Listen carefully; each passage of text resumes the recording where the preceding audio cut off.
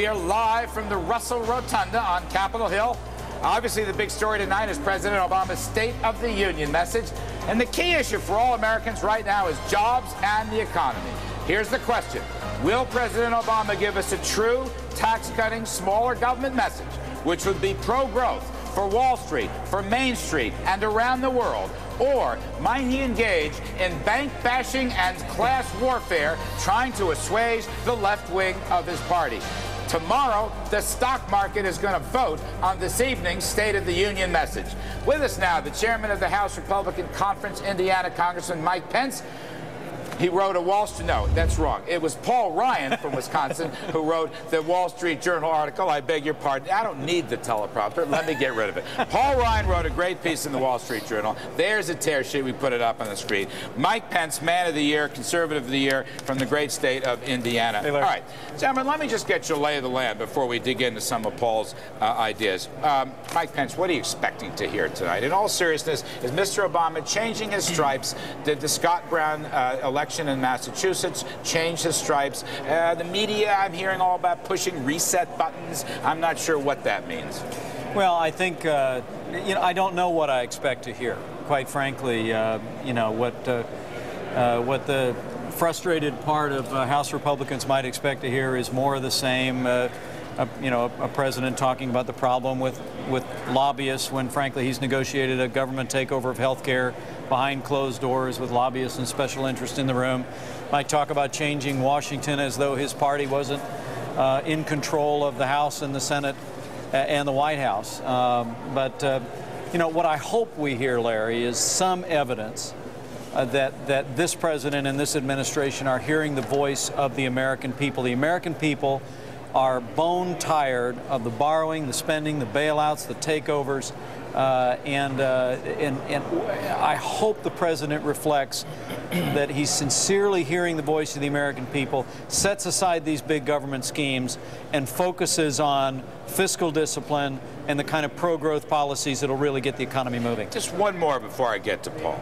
Is there any evidence in the new year or since the Scott Brown election in the House that the Democratic leadership is opening the door to Republican policy leaders like yourselves? Is there any evidence? We know the unions go through that door. We know a lot of big businesses go through that door with crony capitalism reaching new peaks in the last couple of years. How about Republican leaders? Is there any evidence of that? As you know, the short answer is no.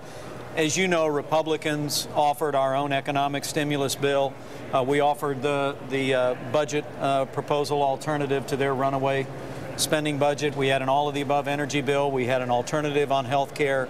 All of those, the Democrats reflexively said no to, shut Republicans out of the process, and then had the audacity to say that we were the party of no. We don't see any thawing of that whatsoever. So, hopefully tonight, the president will call his party and call the country to set aside traditional political allegiances and really, as he said in his campaign, bring the best ideas into the room, the best ideas to the table to get this economy moving again and put our fiscal house in order.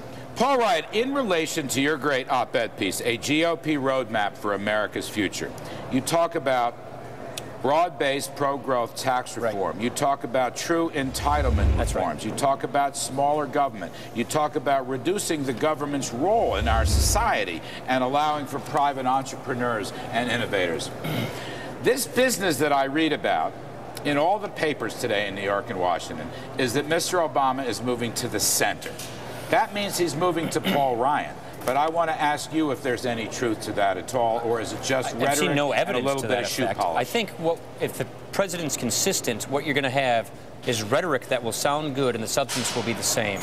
He'll say this, do that. Look at the last health care speech he had in the Rotunda.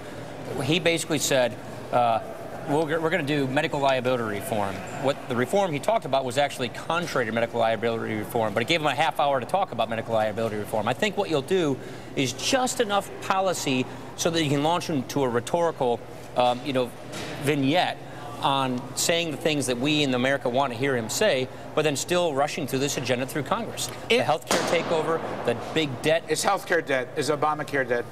Not yet. They're still trying to play that. I think cap and trade is dead because that can be filibustered, but they still want to jam health care through. Right. If you, Paul Ryan, had 2 or 3 bullets to grow the economy and create jobs, America's #1 issue, what would you recommend?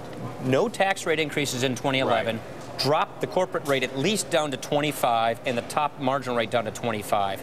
That's what the Republican budget did. That's right. So it's tax rates. You know growth occurs in the margin, Larry. No cap gains increases, no dividends increases, no death tax increase, no take huge, it all off take the it table. all off the table. All off the table. We are going to kill ourselves in 2011. Mike Pence, there's a couple of blue and there are dog Democrats that are calling for that now. There's some blue dog Democrats. I've had them on the show. If you put I had McMahon from Staten Island, New York. Yeah. He wants to extend the Bush tax cuts. Why aren't you guys joining them? Seriously, we're trying to get them. Are you joining them? If you put that bill on the floor, it will pass. They won't let us get that bill to the floor. The leadership, Pelosi, Steny Hoyer, won't let it go down the floor. Well, the way I heard it, when we were at the White House in January, the way we heard it then and before was, those tax policies were established under the last administration, and we all understand the arcane rules of the Senate that made those tax cuts go away.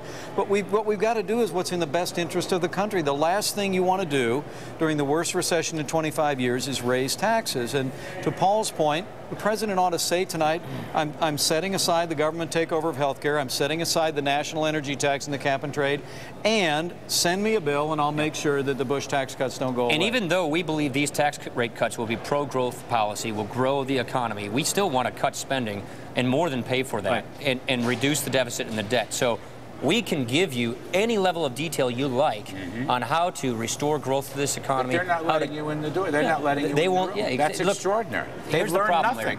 If you're the party in total power, and they were in total power until Scott Brown won, you don't want to share that power. And it's really, at the end of the day, and I hate to say this, but it's about ideology.